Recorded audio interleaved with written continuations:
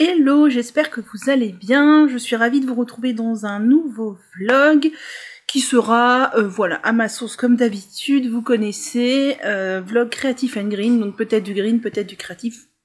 Du créatif, c'est sûr, du green. Je sais pas trop, ça va dépendre. Bienvenue par ici, si vous êtes nouveau, vous allez tomber un peu dans mon univers, vous allez voir, c'est un peu... Je ne sais pas comment le décrire.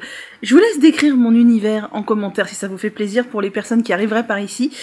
Et sinon, bah, pour ceux qui reviennent, eh bien, bienvenue, merci beaucoup de me suivre dans mes périples, même si des fois c'est des vlogs, pas trop vlogs, qui ressemblent plus à des podcasts, des fois c'est des grands laïus sur des choses et d'autres, des baratins divers de la santé mentale ou autre. Des fois je parle de produits green, des fois non, beaucoup de tricot parce que ça me fait beaucoup de bien et que j'en ai bien besoin.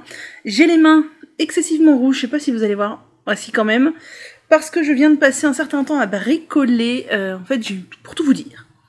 J'ai une trottinette électrique depuis quelques années et j'avais déjà changé le pneu arrière par un pneu plein parce que j'en avais ras-le-bol des chambres à air qui s'usaient hyper vite. En fait j'ai changé une fois, deux fois, trois fois les chambres à air et elles s'usaient à une vitesse folle.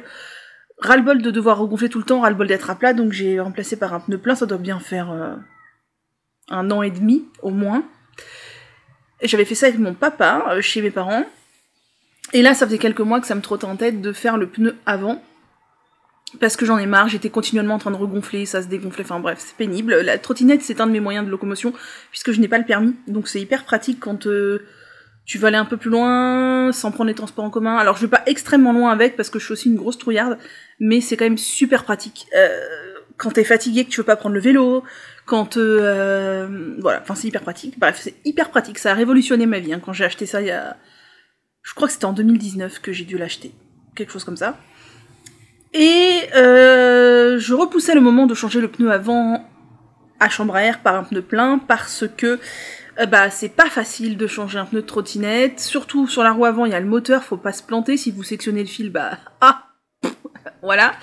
Et je me suis dit, allez vas-y, prends ton courage à deux mains, et j'ai suivi un tuto YouTube tout simplement. Alors la première fois, j'ai galéré comme une ouf, je dis la première fois parce que je l'ai fait 2 fois, parce que j'ai monté le pneu à l'envers la première fois. En fait sur les pneus, vous savez, il y a des striures, il faut les mettre dans un certain sens, et pas dans l'autre, sinon ça empêche l'adhésion au sol, et c'est mauvais.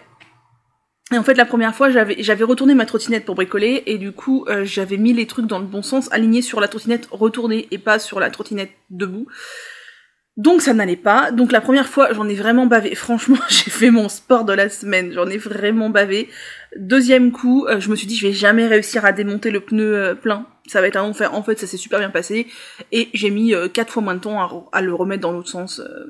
Parce que j'avais la technique. Voilà, donc je suis super contente parce que j'ai été lire un peu les commentaires de la vidéo tuto que j'ai suivie qui a beaucoup de vues mais qui date un petit peu.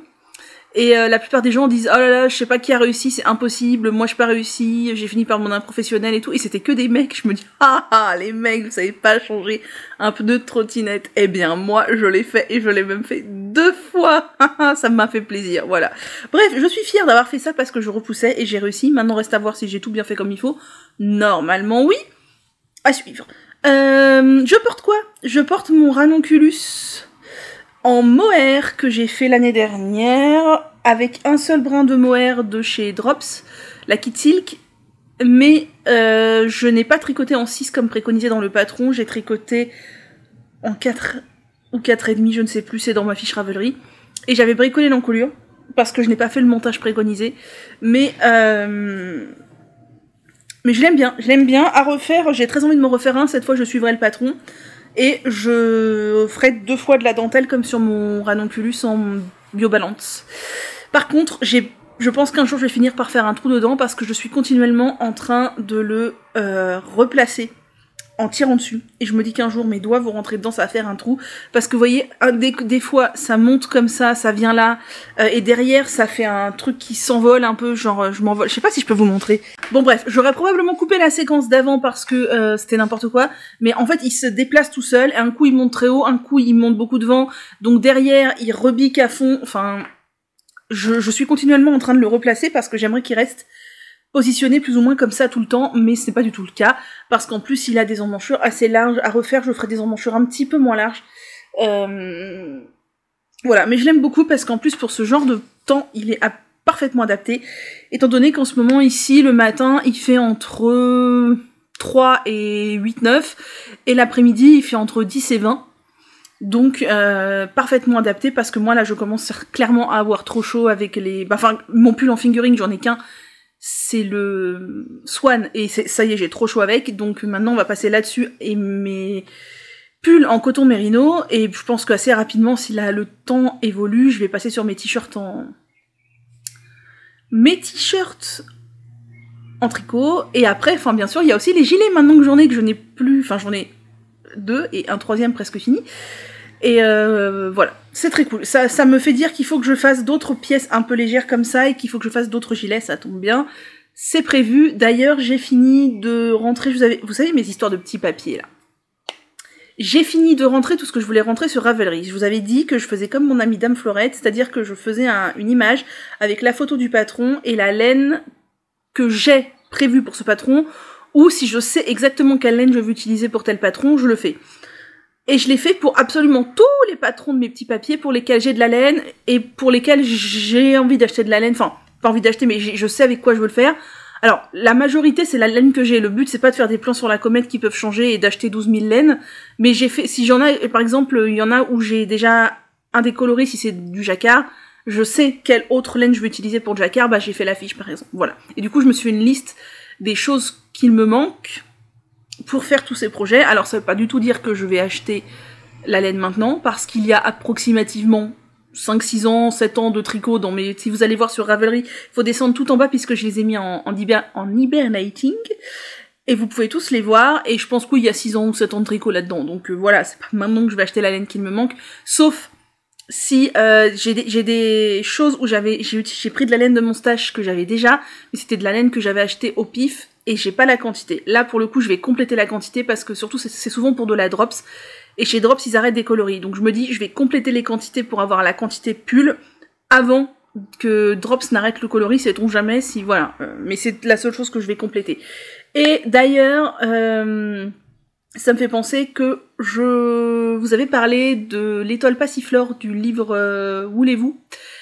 Et j'ai regardé, le patron est gratuitement mis à dispo sur Ravelry puisque c'est un patron de Marie-Amélie. Il y a certains patrons de Marie-Amélie qui sont mis à dispo gratuitement, d'autres non, parmi ceux qui sont parus dans les magazines. Celui-ci, oui, il l'est. Et j'ai regardé du coup avec quoi je pourrais le faire. Je vous en avais parlé que j'aimerais bien le faire pour l'offrir à ma maman pour Noël. Et je pense que je vais me tourner vers de la Mérino extra fine de chez Drops avec laquelle j'ai fait mon pull de Noël. Et je pense m'orienter vers je crois que c'est le coloris rose désert, je pense que ça peut lui plaire. La Mérino extra fine, c'est de la DK, mais elle est pas trop épaisse parce que ma mère n'aimera pas un truc trop épais. Et c'est de la Mérino extra fine, ça se détend, je vous avais dit, mon pull de Noël, je pense qu'il a pris 1 à 2 tailles, mais c'est une étole, donc on s'en fout un peu. Je tricoterai pas trop lâche pour que si ça s'étend, que ça soit pas non plus une serpillière, quoi. Mais je pense m'orienter là-dessus, et je ferai sans doute une commande à la fin du mois, puisqu'en ce moment la Mérino extra fine est en promotion chez Drops, donc je vais en profiter. Voilà. Cette intro est drôlement longue et un peu décousue, dites donc. Je vous raconte ma vie, écoutez, si ça vous saoule, tant pis. Pour revenir à ma fuite d'eau, je vous remercie beaucoup pour tous vos messages sur ma précédente vidéo et sur toutes les autres, ça me fait très chaud au cœur. Alors je sais que j'ai un retard monumental dans la réponse aux commentaires, mais sachez que je vous lis tous en fait, vraiment je les lis, mais je me refuse de mettre un petit cœur avant d'avoir répondu, mais au final je pense que ce que je vais faire c'est que maintenant les commentaires qui ne nécessitent pas de réponse, hormis merci beaucoup, je vais juste mettre un cœur parce que c'est beaucoup moins chronophage, j'espère que vous m'en voudrez pas. Je refusais de le faire avant parce que, voilà, je m'étais dit quand même, la personne prend la peine de t'écrire, bah prends-toi la peine de lui répondre. Et en fait ça va, enfin voilà, je me rends bien compte que c'est pas gérable. Et donc, pour cette histoire de fuite d'eau, je vous tiens au courant quand même. Donc rien de nouveau sous le soleil. J'ai toujours mon trou sous ma baignoire qui se remplit régulièrement. En ce moment, je vide à peu près entre 10 et 15 litres d'eau par jour de ce trou. Oui, je ne sais pas quelle est la quantité d'eau qu'il y a sous notre sol, ou bien si quelque chose coule beaucoup, voilà. En attendant... plus on fait de tests avec mon plombier, vous savez, il m'a dit de tester, on teste des trucs, compteur ouvert, compteur fermé, eau chaude ouverte, eau chaude, machin, pendant des durées assez longues, tout ça, enfin bref, tout un tas de test pour voir à peu près d'où ça vient. Et toutes les conclusions nous amènent au fait que visiblement ça viendrait pas de chez moi, quoi, parce que il y a rien de probant qui prouve que chez moi il y a une fuite. Donc je ne sais pas si ce plombier-là va revenir ou si on va attendre les experts de l'assurance. En attendant, je commence à avoir de sérieux doutes sur le fait que ça provienne de chez moi parce que pour la simple raison, un des tests qu'on a fait et qui est un des tests les plus probants, c'est que j'ai laissé tout ouvert, enfin pas dans le sens pas les robinets, mais je veux dire les robinets d'arrêt, tout ouvert au chaud d'eau froide et le compteur la nuit, donc sans toucher la moindre goutte d'eau. J'ai pris en photo mon compteur en allant me coucher et en me réveillant le matin, mon compteur n'a pas bougé d'un poil. Si j'avais une fuite d'eau, mon compteur aurait bougé au moins un peu, d'autant plus que j'enlève 15 litres par jour. Donc si ça fuyait, ça se verrait, et j'ai fait ce test plusieurs nuits de suite pour être sûr, et mon compteur ne bouge pas d'un poil. Donc mon plombier vraiment commence à se demander d'où vient cette fuite. Si ça se trouve, c'est une fuite qui se trouve dans le tuyau d'arrivée d'eau général, et qui avant tous nos compteurs en fait, je ne sais pas. Je n'en sais rien, je ne suis pas plombier, mais ça commence à me chauffer. Enfin, si c'était pas chez moi, ça me soulagerait, hein, mais il faudrait peut-être que quelqu'un trouve la fuite. Donc j'espère que les experts qui vont venir de l'assurance seront compétents et auront des moyens de recherche de fuite plus poussé que mon petit plombier qui est très bien mais qui n'a pas voilà tous les matériaux d'entreprise spécialisée en recherche de fuite. À suivre, je vous tiendrai au courant, à suivre. Donc, qu'est-ce que j'ai fait? J'ai clos le dernier vlog samedi. Samedi soir, je me suis noyée dans le tricot et dans The Voice. Ça, c'est vraiment mon moment privilégié. J'aime beaucoup The Voice, surtout les auditions à l'aveugle, je vous l'ai dit, c'est vraiment un moment que j'aime énormément. Et donc j'ai tricoté et j'ai bien avancé. Hier, c'était dimanche, je crois que je vous ai même pas dit. On est lundi, combien? Lundi 20 mars, fin de journée. Donc hier dimanche, qu'est-ce que j'ai fait? Je crois que j'étais KO, parce que quand je regarde The Voice, je me couche quasiment à minuit, et sincèrement, moi minuit déjà de base j'encaisse pas, mais alors en ce moment, j'encaisse encore moins. Donc j'étais vraiment très fatiguée hier, j'étais vraiment une loque. Et qu'est-ce que j'ai fait? J'ai tricoté. Si, j'ai tricoté un peu hier, et voilà. Donc je vais vous montrer aujourd'hui l'avancée de mes tricots et mes objectifs de la semaine. J'espère que la semaine va être a priori à peu près calme, parce que visiblement de ce que m'a dit le syndic, les experts ils vont pas se pointer tout de suite, enfin voilà, c'est un truc qui prend du temps. Donc je pense que la semaine là risque d'être calme, donc je pense qu'il y aura une vidéo et il y aura du tricot normalement, sauf s'il me tombe un autre truc sur la tête, ne sait-on jamais.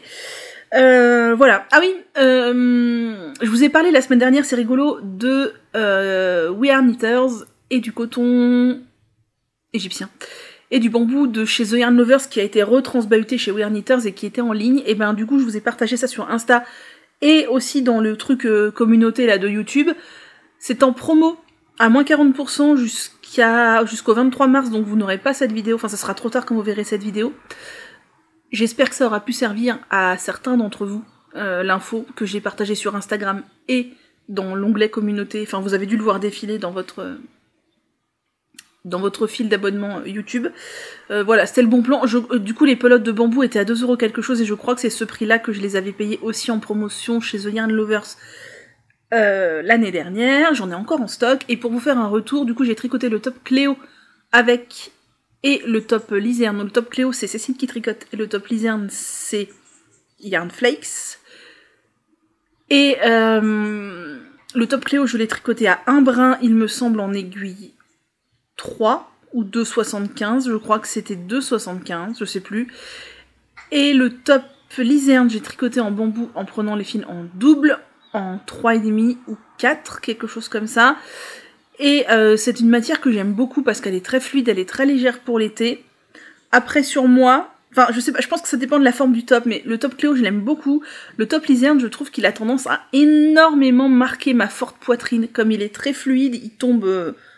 alors pas près du corps parce qu'il est large, mais je sais pas comment vous dire, j'ai l'impression que comme la matière est très fluide, elle se colle à la peau un peu, et du coup bah... après, comme il est évasé, ça colle pas au reste de mon corps, mais ça colle à ma poitrine et j'ai l'impression que ça m'accentue la poitrine.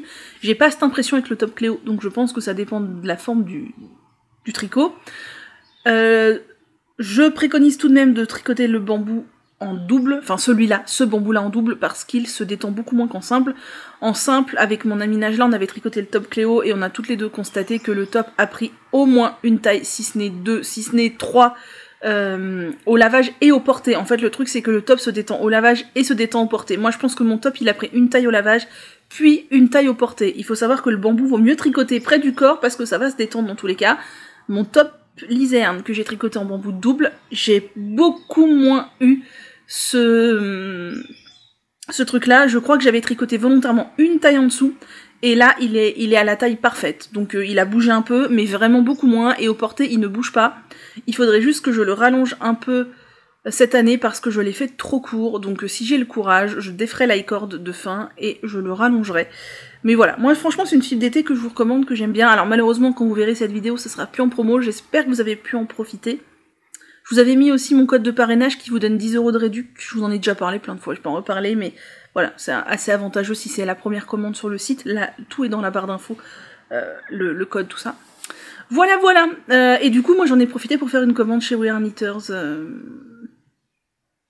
avec les moins 40%, parce que c'était sur tout le site, sauf les kits de pelote et je sais pas quoi là. Enfin bref, j'achète jamais leurs kits, moi j'aime pas leurs kits. Mais il y avait une qualité de fil que j'avais envie de tester chez eux depuis un moment, c'était... Oh, je me rappelle plus. Je me rappelle plus, non, Twist, attendez. Attendez, c'est... j'ai mon mail de réception de commande ici. Ouais, mais qu'est-ce qui se passe-t-il? Pourquoi je ne le vois plus? Voilà. C'est la Twist and Shout. Et en fait, c'est un fil d'épaisseur sport qui se présente en écheveau et non en pelote. Et qui est tweedé. Et si je ne me trompe pas, alors je vais pas aller voir parce que voilà, on va pas prendre son temps. Mais c'est Baby Alpaga, Donegal, laine ou Merino. Enfin, c'est un mélange très sympa. Et là, visiblement, c'est une qualité qui les arrête. Parce qu'il y avait presque plus de coloris. Alors moi, les coloris qu'il reste, c'est des coloris qui me plaisent. J'ai acheté de quoi faire un pull en jacquard. Je pense que ça sera un pull de Nadia. Mais, en fait, j'ai pris 3 coloris. Le bleu aquamarine, donc bleu un peu turquoise clair. Du rose, qu'ils appellent Malabar, je crois. Malabar. Et le ocre qui... Alors... C'est bizarre parce que sur leur photo, un coup il paraît un peu vert olive, un coup il paraît plus ocre. J'espère qu'il est plus ocre que vert olive. Et à la base, je voulais acheter soit la quantité pull en bleu aquamarine, soit en rose, et les 2 autres couleurs en contrastant pour le jacquard, et en fait, il n'y en avait plus. Du coup, j'ai dû prendre le coloris principal en ocre. J'espère que c'est vraiment du ocre et pas trop du vert olive, parce que j'aime moyennement le vert olive. Et le rose et le bleu pour les contrastants du jacquard. Voilà, je vous montrerai ça quand je recevrai, généralement ça arrive vite. Et comme c'était à moins 40%, bah c'était tout de même assez avantageux, puisque je crois que j'ai eu chaque écheveau à 6 €. Voilà, c'est des écheveaux de 100 mètres ou de 50 mètres. Je sais plus si c'était du 50 mètres, ou du 100 mètres, ou du 100 grammes. Oh là là, attendez, bon, je vais voir. Aïe aïe aïe aïe, du 50 grammes ou du 100 grammes, pas du 50 mètres ou du 100 mètres, n'importe quoi. Je vous dis, je suis hyper fatiguée là. Je décompense pas mal. Alors, Twist and Shout. Alors, la compo, du coup, c'est 36% Baby Alpaga, 38% Merino, 10% lin et 18% Donegal. J'aime beaucoup la compo. Et c'est des écheveaux de 50 grammes pour 150 mètres. Donc c'est de la sport. Et j'espère que j'aurai assez... parce que je n'ai qu'un seul écheveau de 50 grammes pour le coloris bleu. Et j'en ai 2 pour le coloris rose. Va falloir regarder un jacquard qui consomme pas trop.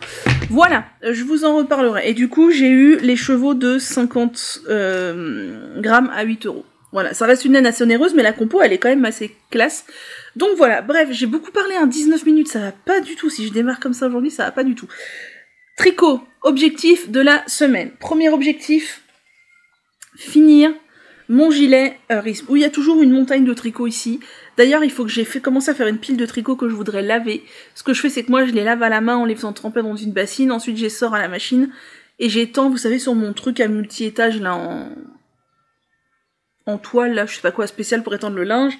Sauf que j'ai regardé la météo, il va faire très humide et pas assez chaud pour que ça sèche bien, du coup j'attends. Mais là, j'ai toujours une montagne de tricot. Bref, mon gilet RISP que je teste pour Luciane Tricotte, je ne sais plus quand se finit le test, mais il me semble... Qu'est-ce que c'est que ça? que c'est à la fin de cette semaine, donc ça tombe bien, puisque je compte finir le gilet cette semaine. Je crois que je vous avais laissé... J'étais dans la bande d'encolure, donc il a ses 2 manches. Il les avait déjà... Oui, il les avait déjà samedi. Et je suis dans la bande d'encolure en jersey double, et donc j'ai déjà fait ça. Voilà, j'aime beaucoup, hein, ça fait une superbe finition, c'est très long à faire, ça consomme pas mal de laine. Si vous faites un projet avec du jersey double, comptez un peu plus de laine que pour un projet avec une bande d'encolure en côte, parce que moi c'est toujours avec la... Oh là là, avec la Friends Wool de chez Hobby qui est 100 mètres pour 50 grammes. Et franchement, je pense que je vais utiliser 2 pelotes pour faire la bande d'encolure, donc 200 mètres de laine quand même, ce qui est pas mal. J'en suis là, j'avance un peu tous les jours, et mon objectif est d'avoir fini toute la bande d'encolure, donc il me reste tout ça. Vous voyez rien du tout, c'est immontrable cette affaire-là en l'état actuel des choses. D'avoir fini toute la bande d'encolure à la fin de la semaine, voilà, pouvoir le laver et tout ça. Voilà, ça va faire très très bien. Ça va faire très bien. Ça, c'est le projet 1. Le projet 2, c'est le test que je fais pour Même les anges tricotent. Le fait pas ci, fait pas ça, qui est un pull en jacquard en fingering que je tricote en or de Drops. Je vous avais laissé la dernière fois, il avait une manche, et j'étais en train de faire la 2e. J'aime beaucoup la finition des manches comme ça. Et figurez-vous que dans The Voice, eh bien, j'ai continué la 2e, et dimanche matin, il ne me restait que les côtes, ou un tout petit peu plus, enfin 5 ou 10 rangs et les côtes à faire. Donc il a également une 2e manche. J'aime beaucoup ce coloris, un beige de Drops, de Lanor, qui n'est pas uni. Donc voilà, il a ses 2 manches, le petit. Et mon objectif de la semaine, voilà, il a ses 2 manches, c'est de dérouler le corps le plus possible, et si je pouvais le finir, ce serait vraiment cool. Je suis pas sûre parce que je n'ai tout de même que une dizaine de centimètres sous les emmanchures. Moi j'aime bien quand ça fait 40 cm, donc il y a encore du taf. Et c'est de la fingering, mais l'avantage c'est que c'est du 0 cerveau. J'ai pas regardé s'il y avait un truc particulier à faire sur les côtes du bas du pull encore, mais de toute façon j'ai le temps quoi. Donc voilà, lui ça va être, le but ça va être de dérouler au max. Et puis peut-être que cette semaine on sera sur 2 projets terminés. Mais c'est pas tout, puisque dans mon petit sac de wool bags là avec des petites biches, j'ai mis des pelotes de fil coton 3 coloris pêche, qui est le fil que j'ai choisi pour faire le top Telesto de Yarn Flex que je vais tester pour elle. J'aime beaucoup cette couleur pêche, je pense que ça m'ira bien pour l'été. J'ai déjà fait l'échantillon et mon objectif cette semaine c'est absolument de le monter et de le commencer. Vous allez voir, ça commence par 2 épaules en fait en dentelle sur lesquelles on vient relever des mailles après pour faire les devants et le dos. Mon objectif de la semaine c'est de au moins faire les 2 épaules en dentelle, c'est des petits morceaux de dentelle, ça devrait pas prendre trop de temps. Voilà, ça donne ça, j'aime bien. J'aime bien, donc voilà, mon objectif c'est de commencer le Telesto de Yarn Flex, et mon deuxième objectif, qu'est-ce que j'en ai fait? C'est là.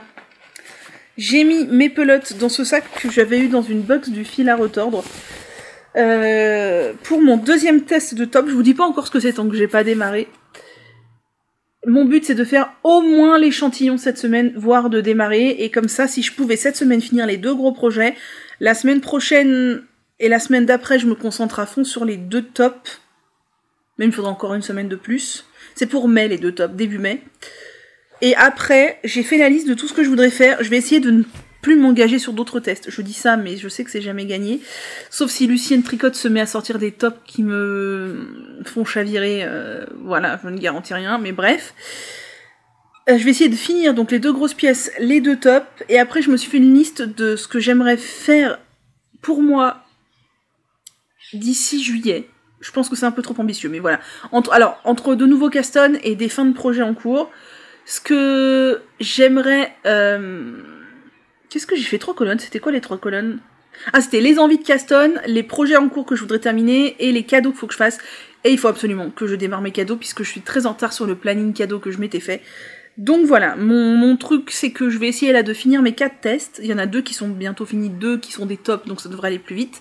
Et après je vais faire comme Eve, je pense, je vais faire des petits papiers à piocher et chaque jour ce sera avancer un truc.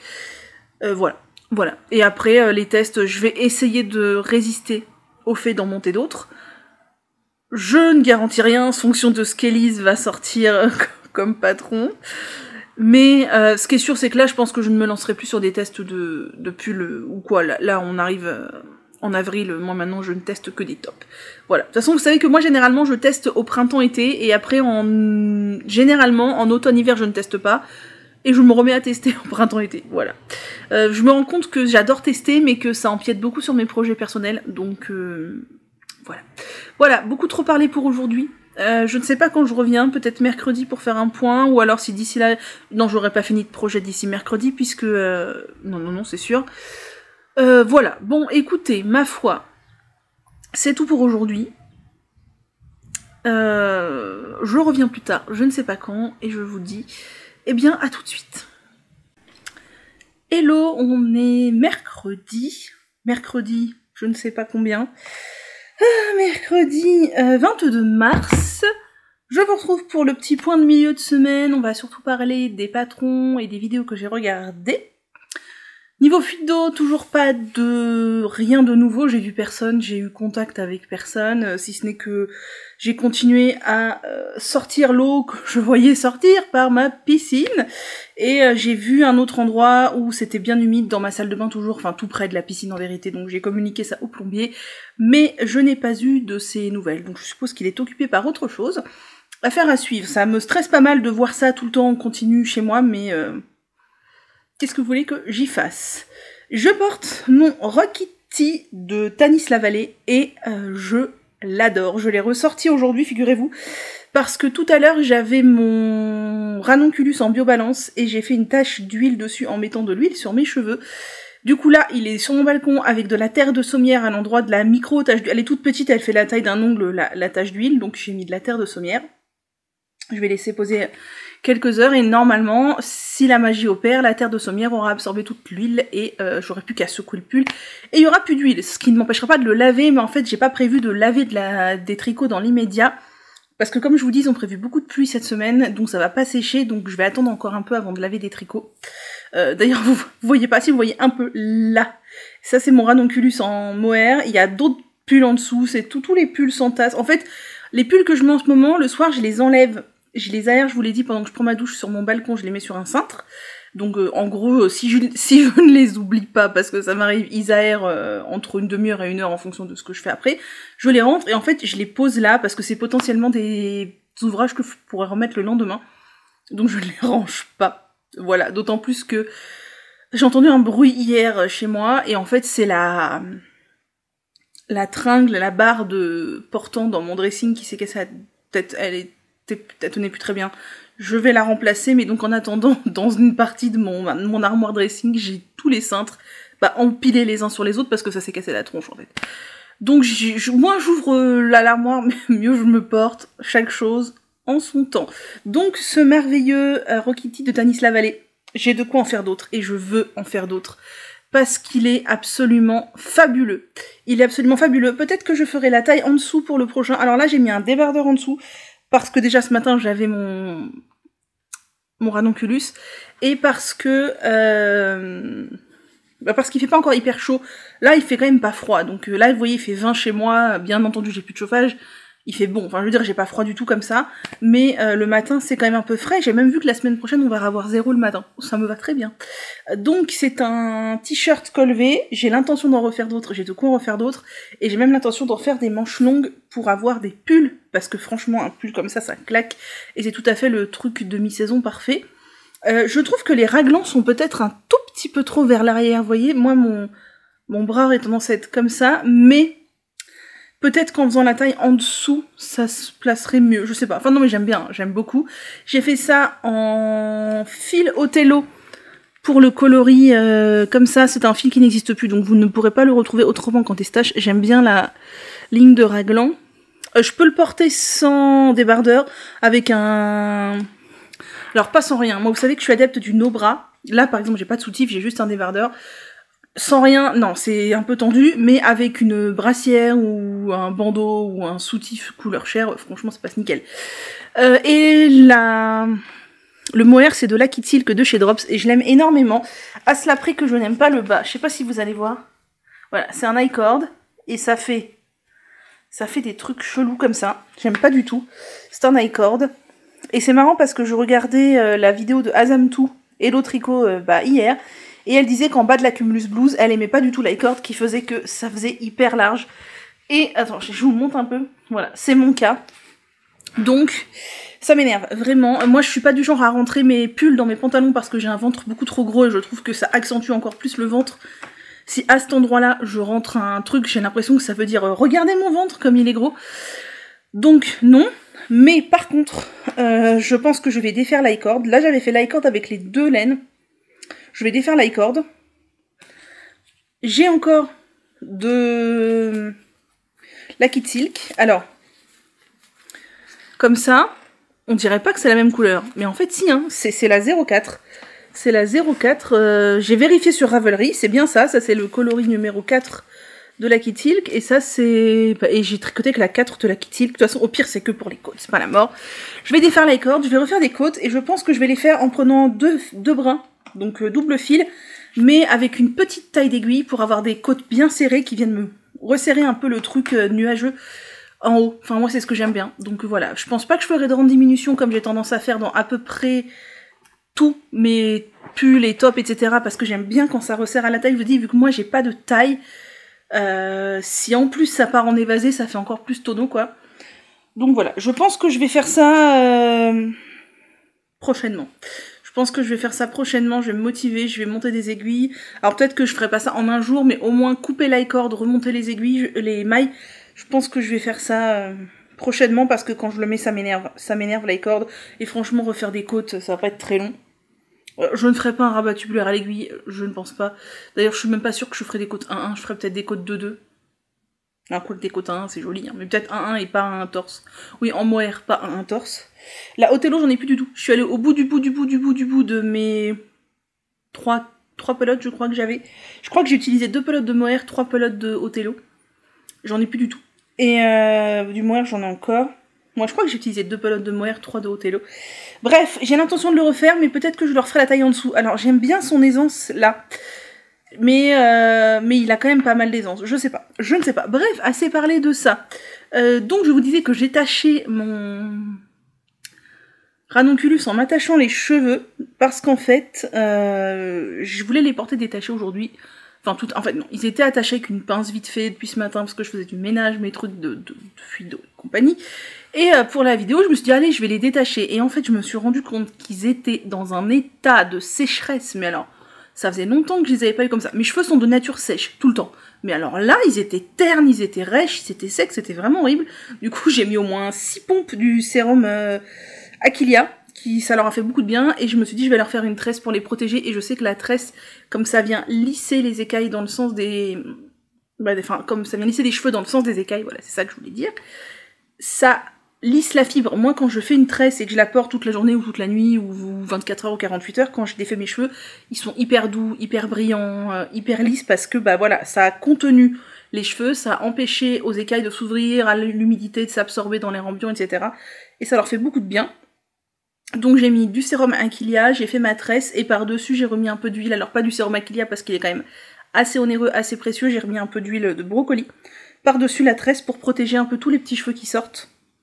C'est ça qui m'énerve dans les tresses, c'est que j'ai beaucoup de petits cheveux qui sortent. Et voilà, donc je suis aujourd'hui devant vous avec une tresse, c'est une coiffure que j'aime bien, tresse sur le côté, parce que c'est beaucoup plus facile à faire que tresse derrière à se galérer. Et vu la longueur de la tresse... Voilà. Et donc je voulais vous en parler puisque j'ai fait le constat... tout à l'heure. Hier soir, je me suis lavé les cheveux, j'ai pas fait de masque. Ça fait longtemps que j'ai pas fait de masque aux poudres, je voudrais, mais là, je vous cache pas que je n'ai plus aucune énergie.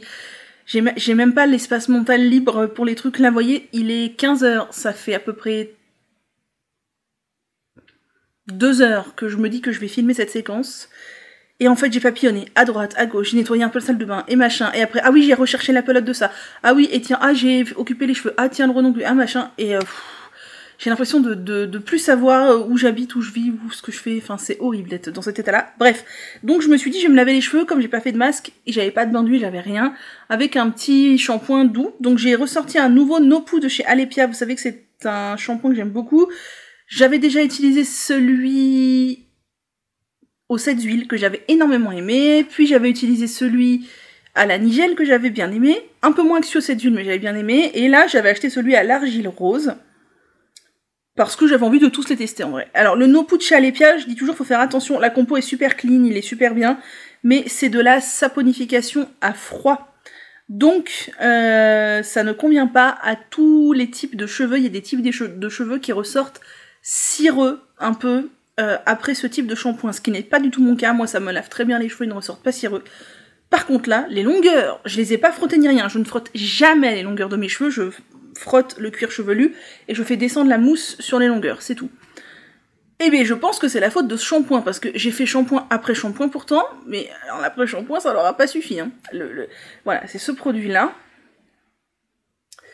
Mes cheveux sont ressortis dans un état, je vous raconte pas, de sécheresse. Donc je pense que l'argile rose, c'était trop pour eux en fait.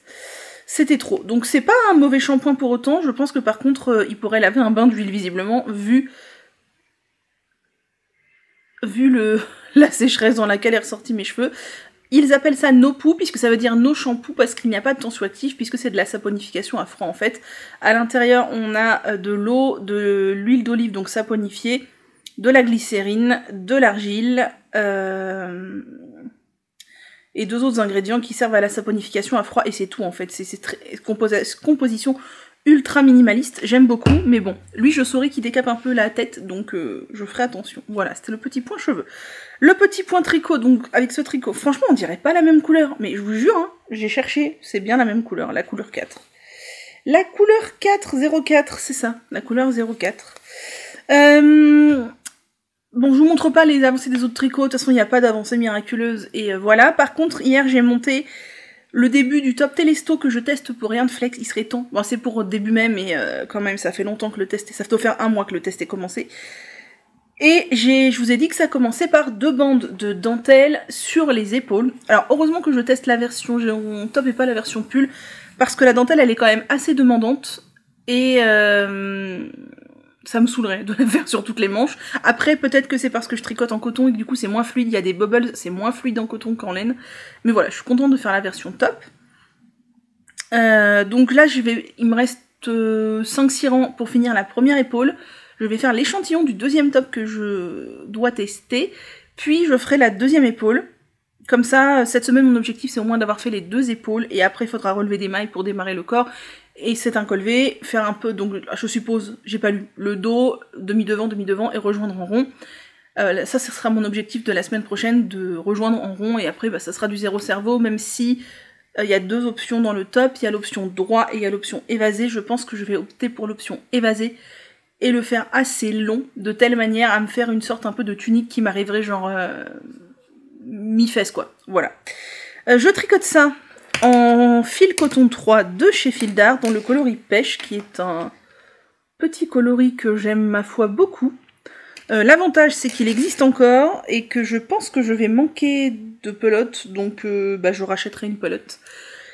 S'il le faut, on est sur un coton qui a un métrage sport, je crois, 121 mètres au 100 grammes, presque des cas, mais qui a une épaisseur fingering sport et qui se tricote en fingering sport, voilà. Donc voilà ce que ça donne, le début de la première épaule. Donc c'est très très beau, enfin moi j'aime beaucoup personnellement. Ce que je vais faire, c'est que je vais faire c'est beau. Je vais faire les 2 épaules. Et avant de faire la suite du top, je vais les bloquer. Parce que vous voyez, ça a tendance à bricoler, machin. Et c'est les seuls endroits où il y aura de la dentelle. Après, ce sera du jersey tout simple. Donc je vais faire mes 2 épaules. Je vais les bloquer à la dimension indiquée. Et après, je pourrai tricoter la suite. Voilà. Donc peut-être que pendant que ça séchera, je commencerai l'autre top que je dois tester, mais attendez, j'ai pas fini les 2 épaules, on est mercredi, je vais finir la première aujourd'hui, j'ai peut-être monté... Non, je vais finir la première épaule aujourd'hui, je vais essayer de faire l'échantillon de l'autre top. Demain jeudi, j'essaierai de faire la moitié de la 2e épaule, parce que, mine de rien, c'est pas très grand, mais vous voyez, c'est quand même beaucoup de dentelle. Et voilà, c'est de la dentelle sur l'endroit et sur l'envers, même si les renvers sont simples, et il y a des bouboules et tout ça, donc c'est quand même assez demandant. Mais c'est pas très dur, hein, mais il faut faire attention à ce qu'on fait. Et donc, je disais, aujourd'hui, finir l'épaule numéro 1, faire l'échantillon de l'autre top. Demain, faire la moitié de l'épaule numéro 2, jeudi, et vendredi, l'autre moitié de l'épaule numéro 2. Comme ça, vendredi, je lave les 2 épaules, et samedi, je commence l'autre top. Et peut-être que dimanche ou lundi, je pourrais reprendre le télesto. Mais j'aime beaucoup cette couleur, je pense que ça me va bien. J'aime beaucoup, ça va être très très beau. Qu'est-ce que je voulais vous dire d'autre? Et bien sûr, en parallèle, j'ai toujours mon gilet RISP et ma marinière qui ne sont pas finis. Hein. Fais pas ci, fais pas ça, qui ne sont pas finis. Mais voilà, je voulais lancer les tops aussi pour lancer un peu la dynamique pour pas être une mauvaise testeuse. On termine cette longue paraphe en vidéo par les patrons qui sont sortis. J'en ai vu 3, je vous les mets ici.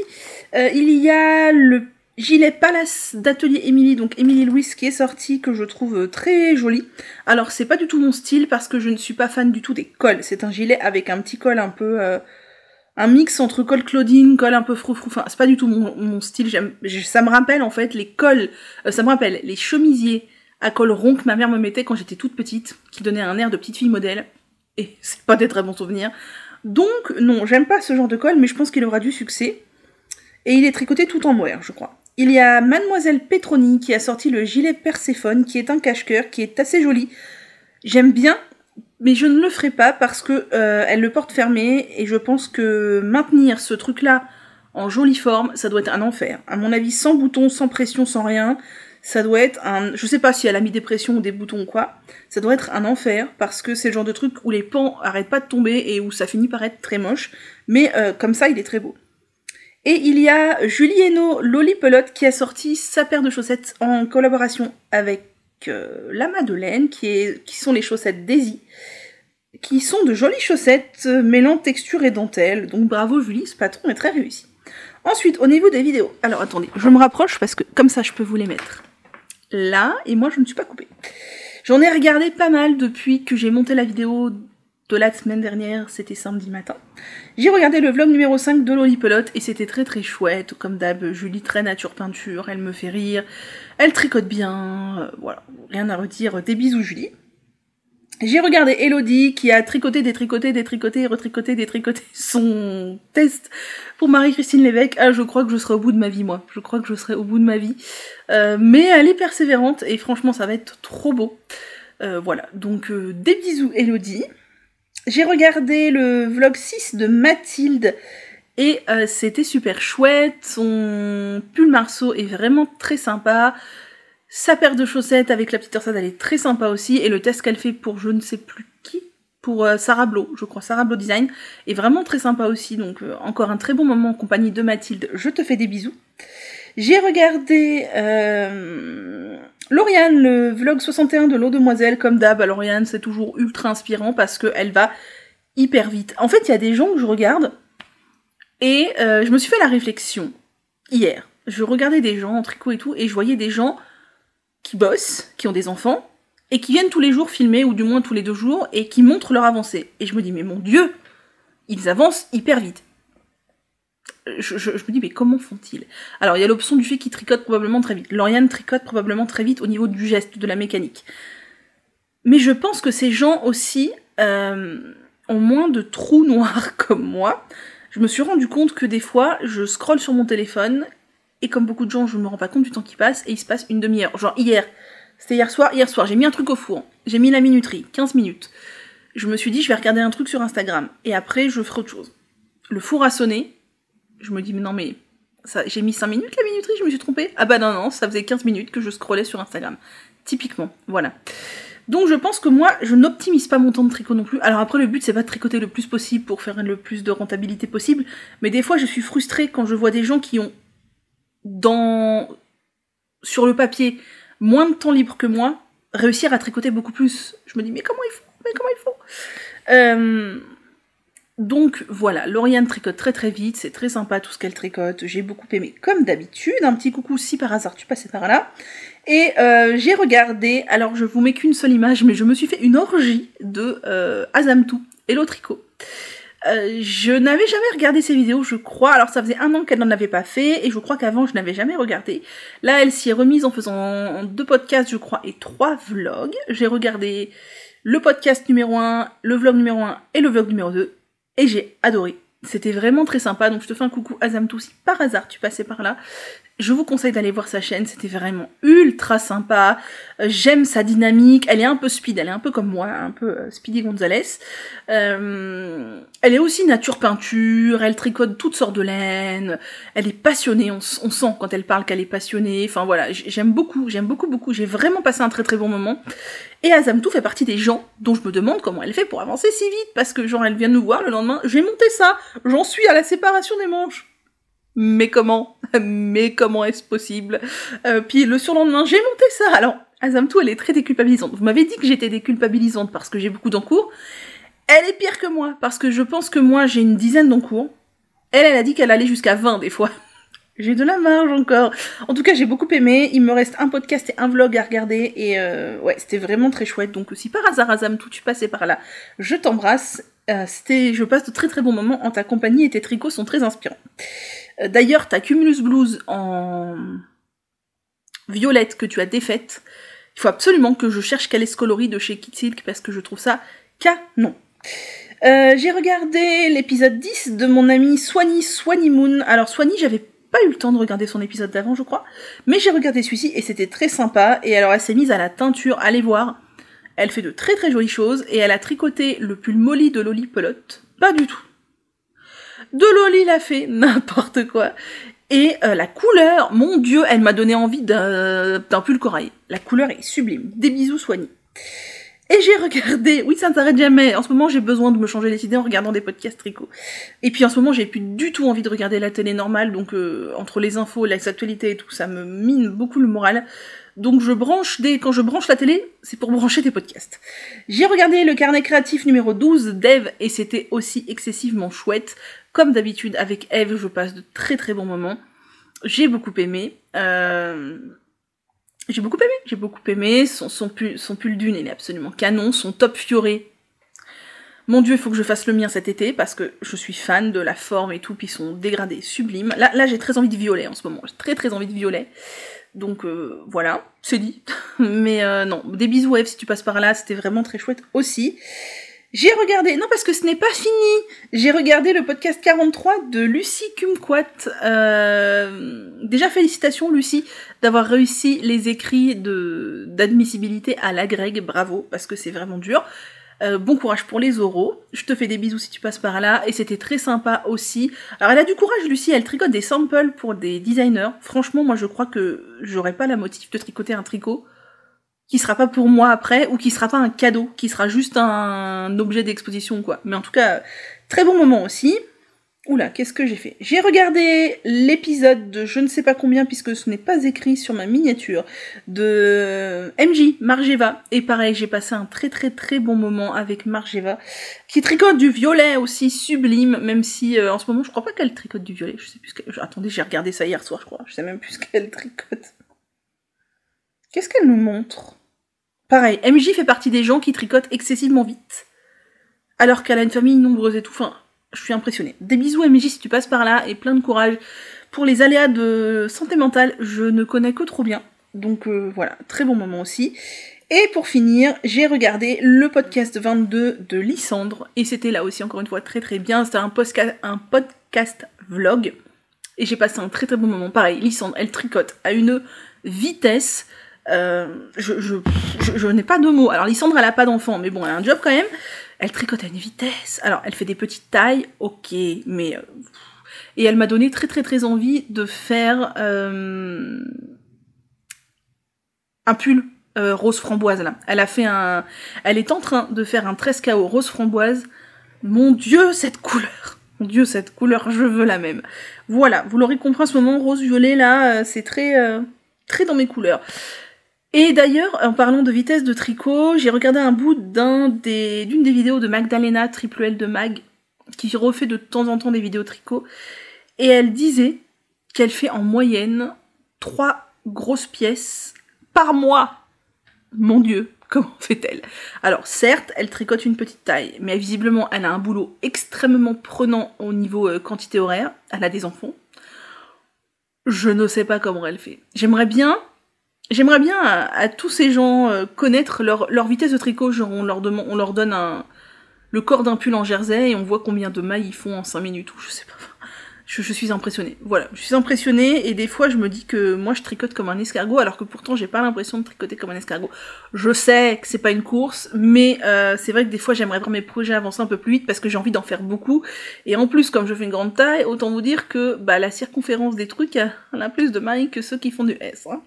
Bien, on est quasiment déjà à 1 heure avec ces 2 plans, donc vous allez encore me dire que je parle trop.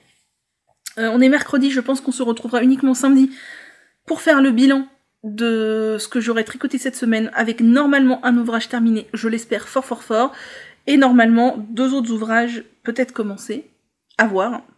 Voilà, je vous cache pas que j'ai hâte que mes 2 grosses pièces soient terminées, que j'ai hâte d'être vraiment à fond dans mes 2 tests de top, et après j'ai hâte de finir des encours, de tricoter des cadeaux, parce que je vois que je suis à la bourre à fond dans ce que je dois faire, donc voilà. Allez, sur ce, je vous laisse, et je vous dis à plus tard. Hello, on est samedi 25 mars et je viens clore cette vidéo. Voilà, déjà la semaine de passer encore, c'est très affolant. Moi je suis terrifiée par la vitesse du temps qui passe, avec l'impression, vous savez, de vouloir rattraper de l'eau avec ses mains, mais ça marche pas, quoi, parce que tout s'écoule et c'est très angoissant. C'est quelque chose qui m'angoisse beaucoup, je l'ai déjà dit, mais le temps qui passe, c'est quelque chose qui m'angoisse terriblement. J'ai déjà monté le début de cette vidéo, on est à presque 1 heure, je vais essayer de pas parler trop longtemps, et pourtant j'ai quand même plusieurs choses à vous dire aujourd'hui. Au programme, donc pour commencer, je porte mon Jaer de Lucienne Tricote, qui est un pull que j'ai tricoté donc en fingering, en coton mérino de chez Mayflower que j'ai acheté chez Hobby, et je l'aime beaucoup, à cela près qu'aujourd'hui il fait pas hyper chaud, et il y a beaucoup de vent, on est en vigilance orange pour le vent aujourd'hui, et j'ai un peu froid là, je pense que je vais mettre un châle juste après la vidéo, et le truc qui me dérange tout de même, c'est que moi, j'ai un peu trop de matière là, et ça a tendance, vous voyez, à faire des plis pas très gracieux. En fait, il aurait fallu que l'emmanchure tombe un peu moins bas peut-être, ou que, je sais, enfin, ouais, qu'au niveau ici, là, j'ai un tout petit peu moins de matière à refaire. Peut-être que je ferai la taille en dessous, pourtant les manches sont parfaites, mais peut-être que je ferai la taille en dessous au niveau du corps et la même taille au niveau des manches. J'ai pas prévu de le refaire, mais sait-on jamais, j'aime bien faire plusieurs fois les mêmes projets moi, donc ça me pose pas de soucis. Pour avoir moins de matière ici, vous voyez, que ce soit plus près de la poitrine, parce que, non pas que je n'aime pas les anses, mais je trouve que quand on, avec cette forme de manches, qui sont des manches montées, je crois, quand on plie les bras, ça fait du pli un peu bizarre ici. Bref, au programme aujourd'hui, réception d'un achat. D'ailleurs, vous voyez là, ah c'est dur, non, là, il y a des colis. Et ce ne sont pas des achats, ce sont des cadeaux que j'ai reçus, mais je vous montrerai ça dans une autre vidéo, dans la prochaine vidéo. Donc, réception d'achat, je voudrais vous parler d'un patron et d'une vidéo qui sont sorties, enfin un patron qui est sorti, une vidéo que j'ai regardée. Quoi d'autre? Et le bilan tricot, c'est tout. Il me semblait que j'avais fait une liste de ce que je voulais faire. Je sais plus. Bref, on commence par la réception d'achat. Je vous ai dit en début de vidéo que j'avais passé commande chez We Are Knitters.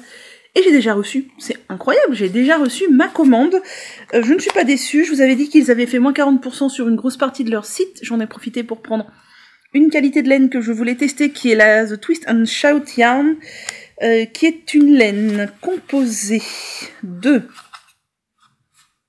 36% de baby alpaga, 36% de mérino, 10% de lin et 18% de Donegal. C'est une laine tweedée, je vous la montre, le métrage est du sport. 150 mètres pour 50 grammes.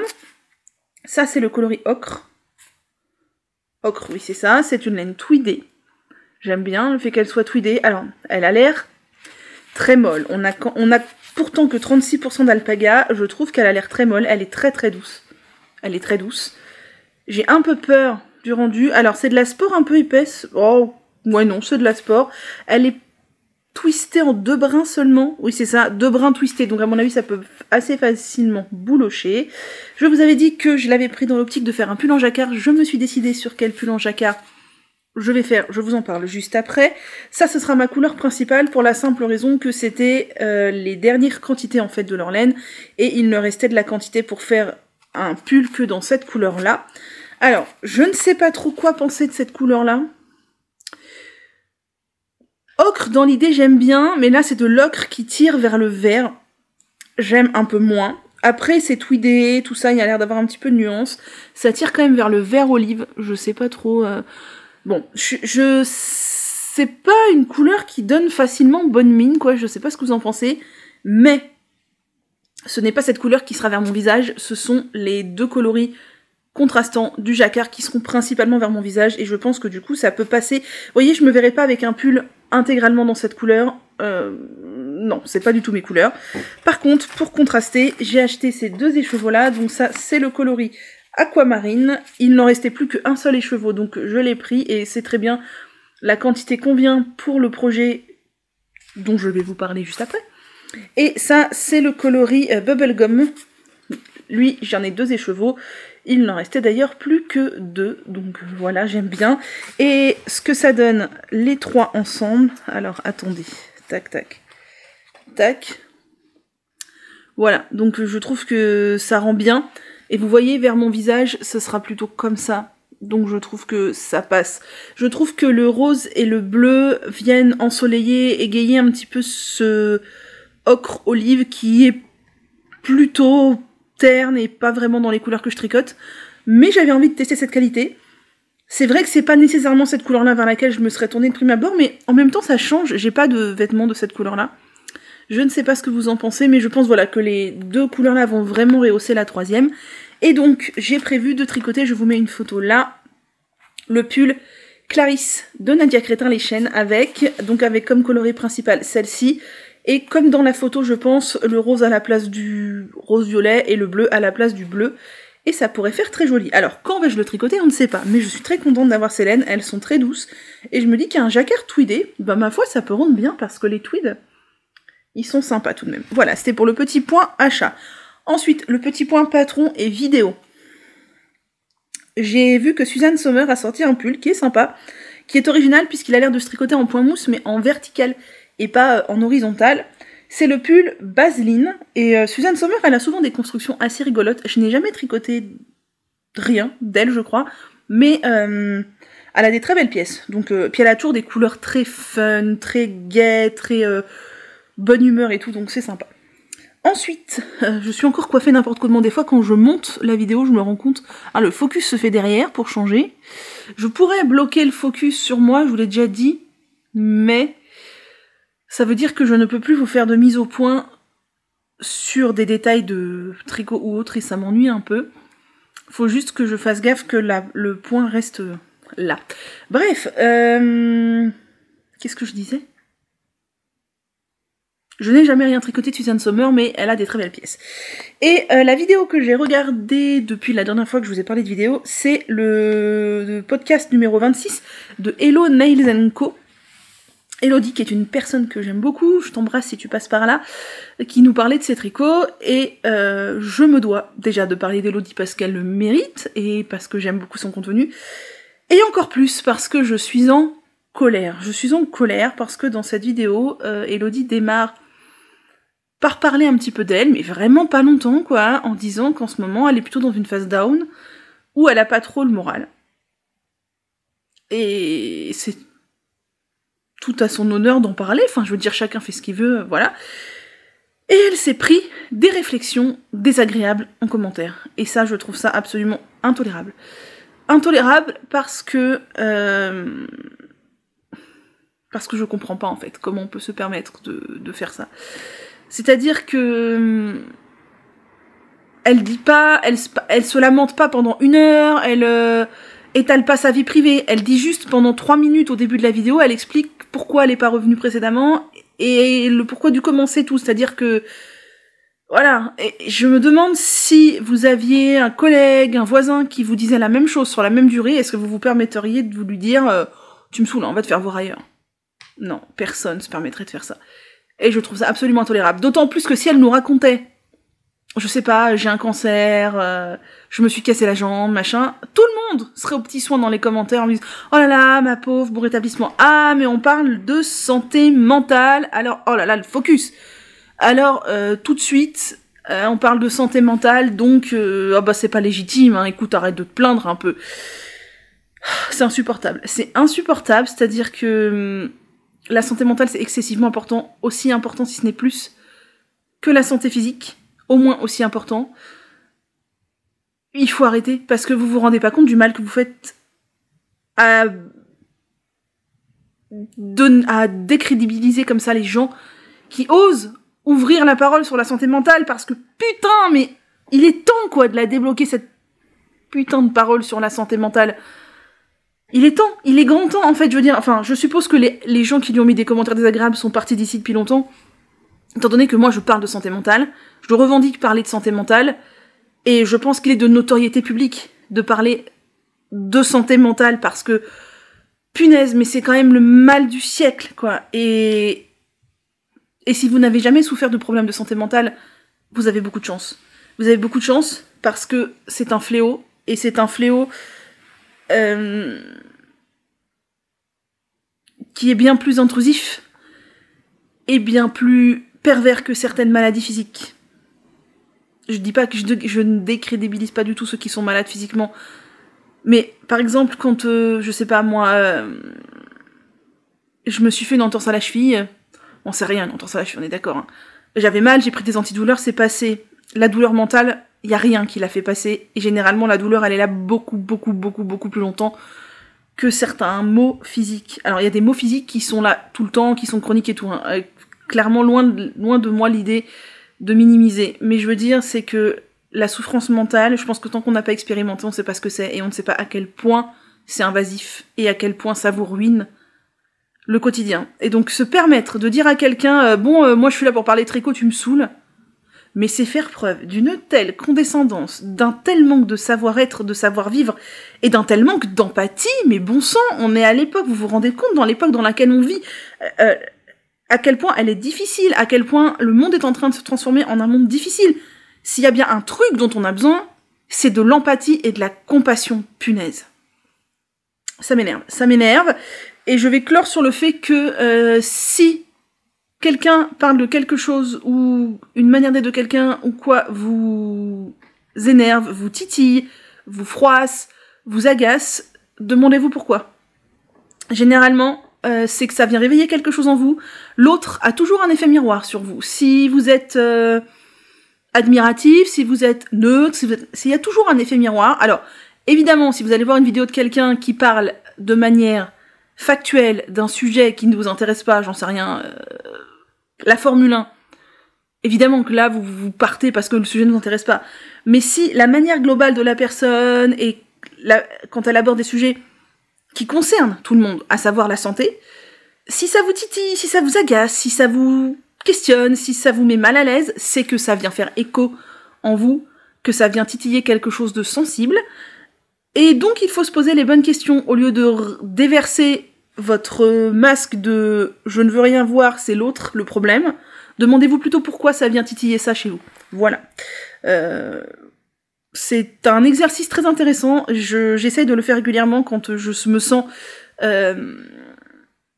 frictionnée par certaines personnes. Je me dis qu'est-ce que cette personne vient réveiller chez moi, et pourquoi ça agit comme ça sur moi, parce qu'en vérité c'est pas elle le problème, c'est mon ressenti à moi. Bref, donc, si vous n'avez pas envie d'entendre parler de santé mentale, allez vous faire foutre, j'ai envie de vous dire. Voilà, c'est dit, parce que la santé mentale, c'est excessivement important. Et dire à quelqu'un qui va mal qu'elle nous saoule et qu'on est là pour parler de tricot et c'est bon, quoi, ces états d'âme, c'est complètement dénigrant, complètement méprisant. Voilà, c'est méprisant. Et moi, personnellement, je ne veux pas de gens méprisants sur ma chaîne, donc partez. Voilà, c'est dit. Je vais arrêter ici parce que vous savez que le sujet de la santé mentale, je pourrais en faire un laïus très long, puisque je suis confrontée au sujet de la santé mentale depuis toujours. N'allez pas faire des hypothèses ou quoi sur la comète, vous ne connaissez rien de ma vie, et vous ne connaîtrez rien de ma vie parce que je n'ai absolument rien envie de vous en dire. On est sur internet, faut savoir se préserver aussi. De toute façon, il y a des sujets sur lesquels je n'ai pas réussi à m'exprimer avant mes 25 ans, donc autant vous dire que je ne suis pas prête de le dévoiler sur la place publique. Et que vous ne connaissez rien, vous ne connaissez rien de ma vie, vraiment, vraiment. Dites-vous que vous ne connaissez absolument rien de la vie des gens, vous ne connaissez rien de la vie des gens, et c'est normal, parce qu'en vrai, on se connaît pas, et peut-être que certaines personnes n'osent pas parler de leur santé mentale parce qu'elles sont excessivement pudiques. Moi, je n'ai pas de problème à parler de santé mentale de manière générale, un peu plus à parler de moi, parce que c'est normal. Je suis excessivement pudique quand il s'agit des émotions, quand il s'agit du ressenti intérieur, quand il s'agit de se dévoiler, d'enlever la carapace, je suis excessivement pudique. Voilà, pour être honnête, la réalité de mon état intérieur, de ma vie actuelle, à part une amie virtuelle, une amie physique, mon médecin traitant, et mon psy, je pense que personne ne sait ce que je vis, personne. Vraiment, même les gens qui me fréquentent dans la vraie vie ne savent rien, parce que quand on souffre de problèmes de santé mentale, on est aussi très très très fort. Pour masquer, pour compenser, pour se suradapter, et voilà, c'est comme ça, c'est tout. Donc, si vous n'êtes pas capable de faire preuve d'empathie, de compassion, ou juste de savoir vivre, et même si ce sujet semble ne pas vous intéresser, bah, faire profil bas en reconnaissant tout de même que la personne en face est en souffrance et que la moindre des choses, c'est de ne pas en rajouter, et ben barrez-vous, franchement, barrez-vous, parce que... Et abstenez-vous de laisser des commentaires désagréables, on n'a pas besoin de ça. Voilà. Dans la série des réjouissances, ma fuite d'eau, parce que je sais que vous suivez le feuilleton fuite d'eau avec beaucoup d'assiduité. Bah, pas énormément de nouveautés, si ce n'est que... Alors, je vais pas rentrer dans les détails parce que là, pour le coup, c'est pas de la pudeur ou quoi, c'est juste que c'est compliqué, on parle de plomberie et compagnie, et ce n'est pas du tout le sujet de la vidéo. Et là, pour le coup, c'est inintéressant, mais en gros, dans ma salle de bain, du coup, je vous avais dit qu'avec le plombier, on est en contact très régulièrement, quasiment tous les jours, il me demande des relevés, des machins, des trucs, oh là là, le flou, c'est très pénible, des relevés, des trucs, enfin bref, et... j'ai fini par découvrir un endroit dans ma salle de bain qui était humide, qu'on ne pensait pas humide, du coup ça a étayé des hypothèses sur la provenance de la fuite qui n'est à ce jour toujours pas identifiée. Bref, pour faire court, a priori, on est quasiment certain que ça ne vient pas de chez moi. On est en plus quasiment certain que ça ne vient pas des circuits d'eau froide dans la dalle, contrairement à ce qu'on pensait au début, mais qu'il est très probable que ça vienne de l'étage du dessus, soit de mon voisin direct au-dessus qui aurait une fuite, soit une fuite dans la dalle, mais au-dessus. Voilà, normalement des investigations vont être faites la semaine prochaine, mais alors avec le syndic et tout, les syndics c'est une plaie, hein, c'est une plaie, c'est-à-dire que, alors là je vais faire les mauvaises langues, mais mon syndic, c'est un gros syndic, hein, qui, les horaires d'ouverture, donc les horaires auxquels on peut téléphoner, c'est 10h, midi, 14h, 17h déjà. Alors, je suppose que les gens sont dans les bureaux plus longtemps que ça, sinon c'est qu'ils ont vraiment des horaires super cool. 5 jours par semaine uniquement, fermés le week-end. Et alors, pour avoir quelqu'un, c'est un enfer, quoi. C'est-à-dire que hier, j'ai appelé 3 fois. Alors la première fois, bah non, désolé, la personne qui gère votre immeuble, elle est occupée. Rappelez dans une demi-heure. Bah non, alors désolé, elle est encore occupée. Je dis, c'est une blague. Elle m'a dit de rappeler dans une demi-heure, je rappelle. Bah rappelez encore. Je rappelle, ah bah désolé, non mais en fait je peux vous passer personne. Donc, j'ai fini par réussir à dégoter un mail, et j'ai réussi à communiquer par mail directement avec cette personne sans passer par le secrétariat. Mais vraiment, enfin franchement, c'est le 3e syndic qu'on a dans notre copro depuis 10 ans que j'y habite. À chaque fois, c'est le même cirque. À chaque fois, les syndics sont injoignables. C'est un enfer. Bref, donc voilà, a priori, soulagement, la fuite ne viendrait pas de chez moi. Par contre, la source de la fuite n'est toujours pas identifiée, donc au niveau des assurances, tant que la fuite n'est pas identifiée, ça pose des problèmes. Et le fait est que je vous ai pas dit, je crois, c'est que ça ne fuit plus. C'est que du coup, on a une hypothèse sur l'étage du dessus, machin. Du coup, avec un voisin, on est allé voir, enfin bref, on a été en contact avec des voisins. Et on soupçonne un voisin du dessus d'être de mauvaise foi, parce que dès lors qu'on l'a averti qu'il y avait une fuite en dessous, la fuite s'est arrêtée. Mais lui nous dit qu'il n'a rien fait, qu'il n'a rien vu, que chez lui tout va bien, et que machin. c'est quand même un hasard... Un hasard heureux, je ne sais pas, parce que ça fuyait depuis des jours. C'est-à-dire que moi, j'enlevais 15 litres d'eau par jour chez moi, et les gens au premier étage, dans les parties communes, enlevaient 10 litres d'eau, et du moment où on l'a averti qu'il y avait une fuite, j'ai plus une goutte d'eau qui coule chez moi. Voilà, donc bref, j'attends que le syndic et les plombiers fassent leur job, et j'espère qu'ils vont se manier, parce que, voilà, c'est quand même important. Le fait est que ça va engendrer beaucoup de travaux chez moi, alors le temps que les assurances et les experts et les machins viennent, ce sera pas tout de suite, mais je suis ravie, c'est que, a priori, donc il y a mon sol de salle de bain à refaire, et au moins un mur, si ce n'est deux, et ce sont les murs, enfin une partie, donc je pense qu'ils vont refaire l'intégralité, parce qu'ils vont pas refaire que la moitié en changeant de carrelage, des murs que j'ai refait il y a un mois, voilà, j'ai payé un plombier, rappelez-vous, pour refaire du coup 3 pans de mur de ma salle de bain, bah il y en a au moins un qui est concerné par cette fuite, donc ils vont pas mettre un carrelage différent, enfin bref, pour l'homogénéité du truc, ils vont refaire les 3. C'est pas comme si je venais de lâcher quasiment 1000 € pour refaire ces murs-là, bah non, du tout. Voilà, donc j'ai une copine qui m'a dit, à force avec toi, on va finir par croire au mauvais œil. Oui, on peut. Quelqu'un d'autre m'a dit, en gros, bah c'est la vie qui veut te faire bouger, puisque toi tu bouges pas pour améliorer ta vie, c'est la vie qui te montre qui te met plein de trucs sur ton chemin pour te forcer à bouger. Peut-être, c'est un point de vue. J'aime pas trop ce genre de point de vue, voilà, j'ai pas besoin de tas de merde comme ça. Désolée pour tous les gros mots aujourd'hui, mais j'ai pas envie d'être polie. Voilà, bref, pour la fuite d'eau, je vous dirai la semaine prochaine si on a trouvé la source de la fuite. En tout cas, ça ne coule plus, déjà, c'est un soulagement, parce que franchement, ça commence à moisir de partout dans mon placo et tout, c'était un point d'enfer. Oh là là, 20 minutes, vous allez me tuer encore sur la durée de la vidéo. C'est tout, fuite, machin, nana, bilan tricot. Alors, bilan tricot, commençons par cette chose, qui est le gilet RISP de Lucienne Tricotte, et je l'ai terminé, j'ai fini ma bande d'encolure, donc j'ai fini, il me reste quelques fils à rentrer, et juste après, là, je vais aller le laver pour le bloquer. Je crois qu'il sort lundi ou mardi. Donc il faudrait que j'ai au moins le temps de faire une ou deux jolies photos pour sa sortie. Ça serait plutôt cool pour Elise. Voilà, donc moi je l'ai tricoté en Friends Wool de chez Hobby, qui est de la DK, pure DK, 50 grammes pour 100 mètres, 100 mètres pour 50 grammes, avec des couleurs contrastantes. Je regrette un peu d'avoir un tel contraste entre ces deux couleurs, mais d'un autre côté, je suis pas sûre qu'il y avait un rose moyen. En fait, je trouve que ça fait très foncé, paf, clair. Mais bon, en vérité, ça passe. J'ai une boutonnière de trop dans cette encolure en jersey double qui était très longue, parce qu'en fait, c'est celle-ci. Cette boutonnière est en trop, parce qu'en fait, les explications d'Élise pouvaient porter à confusion en fonction de... Enfin non, c'est pas confusion, pouvaient porter à différentes interprétations pour le placement des boutonnières, et du coup on est plusieurs à s'être trompés, à avoir fait une boutonnière de trop. Élise du coup a rectifié, ne vous inquiétez pas, le patron, pour vraiment clarifier les choses et que maintenant les gens ne se trompent plus. En fait ça dépendait, on pouvait interpréter la phrase de deux manières, et bah il y a eu quelques testeuses qui l'ont interprétée de la bonne, et d'autres comme moi qui l'ont interprétée de la mauvaise. Du coup j'ai une boutonnière en trop, mais ce que je pensais faire au début, c'était la coudre, pour l'invisibiliser. C'est dans du jersey double, franchement je pense qu'il y a moyen de l'invisibiliser. Je pense que je ne vais rien faire, on a du fil derrière. Du coup, avant d'avoir lavé, parce que le col V est quand même très bas, je vais essayer de vous le passer par-dessus mon GR, je pense que ça va le faire.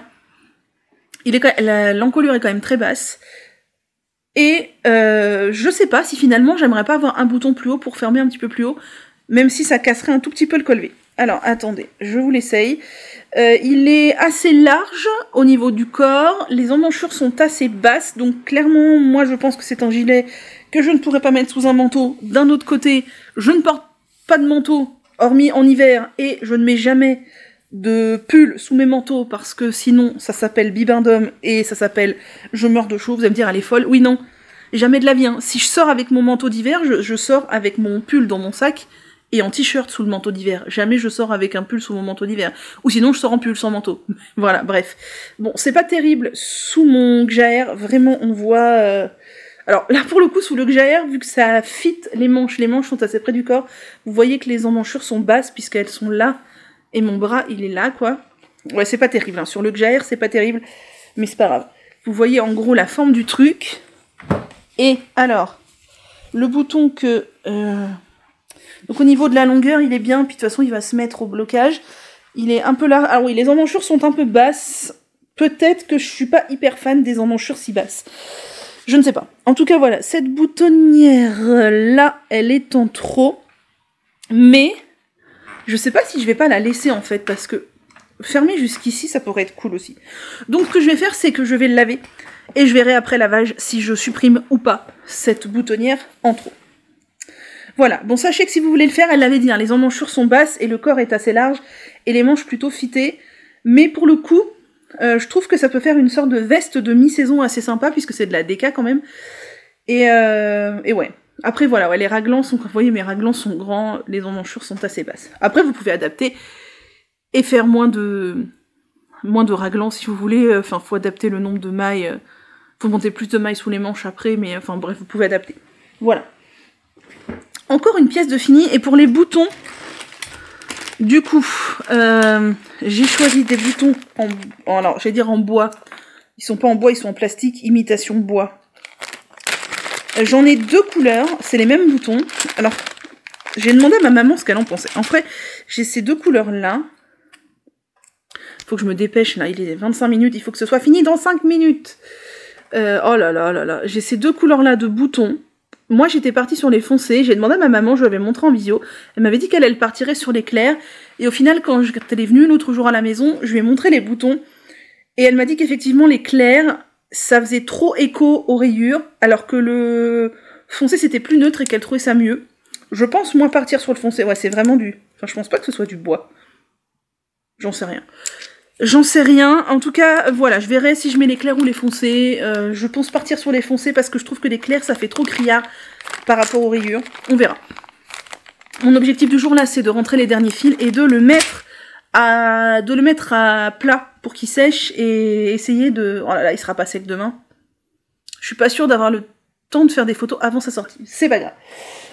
Sinon, lui, le fait pas ci, fait pas ça. Oh, il est doux lui aussi, il est en or. Il a avancé, le corps n'est pas fini, enfin il est pas fini, quand le corps sera fini, le pull sera fini, mais il est pas fini. J'aurais aimé, alors attendez, je ne sais jamais où sont les rangs raccourcis. Franchement, je sais pas où sont les rangs raccourcis. Je pense que je mettrai un petit bouton dans le cou, ou un petit fil pour savoir où est l'arrière, parce que je ne sais pas. Je ne sais pas, faut que je regarde où sont mes rangs raccourcis. Ils ont l'air d'être là, non? Non. Hein, peut-être ici, les rangs raccourcis. C'est peut-être comme ça. Je sais pas. Donc lui, il a avancé, je vous avais montré la dernière fois en début de semaine, il avait, je crois, 10 cm sous les emmanchures. Là, j'ai actuellement 29 cm sous les emmanchures, donc toujours en or de drops. J'aime bien cette couleur. Alors, on voit clairement la différence d'échantillon entre mon jersey en rond et mon jacquard, où je suis beaucoup plus lâche du jacquard, parce qu'en fait, j'ai tellement peur d'être trop serrée que je suis beaucoup plus lâche du jacquard, mais d'un autre côté, c'est pas grave, vu que j'ai une grosse poitrine, ça permet au moins au jacquard de pas être... Voilà. Là, j'ai 29 cm, pour moi, c'est pas assez, je vous ai dit que pour moi, un pull, je suis comme Julie Lolipelote, il me faut entre 40 et 43 cm, faut que je regarde la longueur des côtes qu'elle préconise, et s'il y a des rayures ou quoi, je sais pas si on fait quelque chose comme ça en bas. Et sinon, bah, je vais continuer jusqu'à 35-36 cm. Si par exemple il y a 5 cm de côte, je vais continuer jusqu'à 35-36 cm le corps, et après je ferai les côtes. Lui, voilà, il faut qu'il se finisse. Hein. J'ai pas eu le temps de le finir cette semaine, mais il avance bien. Et pour finir, je vous avais dit que je voulais faire l'échantillon violet là, mais j'ai pas eu le temps du tout parce qu'en fait l'échantillon se fait en dentelle. Et j'ai pas eu l'espace mental pour ça. Par contre, j'ai fini les 2 épaules du top Telesto de Yarn Flakes. Et je les ai bloquées, comme je vous l'ai dit, et franchement, ça change tout. Maintenant, il va falloir que je relève des mailles, j'ai pas trop regardé comment, pour faire le dos, les 2 demi-devants, puisque c'est un col V, et après rejoindre en rond. Donc, la partie dentelle est finie. Maintenant, il n'y a plus de dentelle, c'est terminé, c'est que du jersey. Et voici ce que ça donne. Je trouve que c'est, ma foi, très beau. C'est vraiment très beau, donc c'est de la fil coton 3 coloris pêche, donc les mailles sont en attente, c'est normal, c'est ce qui était demandé, et ouais, c'est vraiment très beau. Hein. C'est vraiment très très beau, je suis archi fan. Je trouve ça extrêmement raffiné, et ce sera là. Voilà, enfin d'ailleurs ce sera dans l'autre sens. Ce sera comme ça, voilà. Oh, ce sera beau. Ce sera très très beau. Voilà, c'est tout pour le point tricot du jour. C'est bien trop long comme vidéo encore, vous allez râler, tout ça, tout ça. Moi sur ce, je vais aller rentrer les fils de mon pull, le laver et l'étendre. J'ai du linge à étendre aussi, c'est passionnant. Je vais aller ranger ma laine. Et voilà. Et voilà. Allez, sur ce, je vous laisse. Prenez bien soin de vous et de vos proches. Et s'il vous plaît, faites preuve de tendresse, de compassion et d'empathie. Et passez une belle semaine. Et je vous dis à la semaine prochaine.